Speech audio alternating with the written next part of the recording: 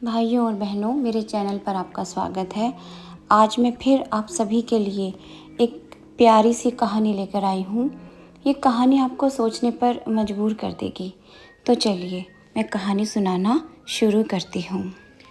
एक बार एक बूढ़ी माँ को उसके ही बेटे ने वृद्धाश्रम भेज दिया। इस माँ का यह वही इकलौता बेटा था जिसके लिए माँ ने जीवन भर संघर्ष किया था और बेटे के लिए वो सब किया जो एक माँ कर सकती थी। और आज भी अपने बेटे की खुशी के लिए वो आश्रम में रहने के लिए तैयार हो गई।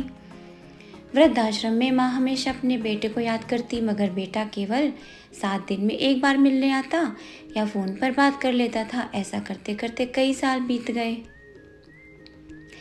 एक दिन वृद्धाश्रम से बेटे को फ़ोन आया कि जल्दी आओ, आपकी माँ बहुत सीरियस है। बेटा जब बीमार माँ के पास पहुँचा तो वह आखिरी सांसें ले रही थी। उसने माँ से आखिरी इच्छा पूछी।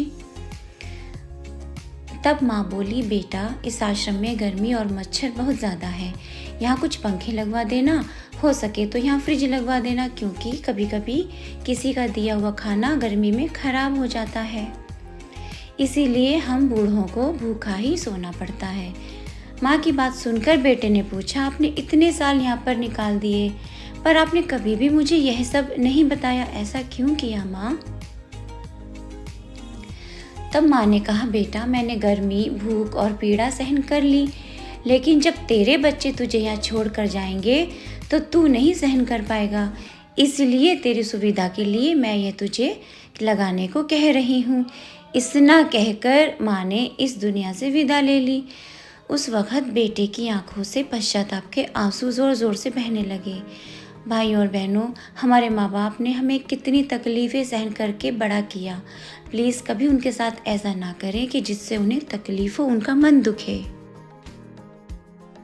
तो दोस्तों, आज की ये कहानी आप सभी को कैसी लगी मुझे ज़रूर बताइएगा।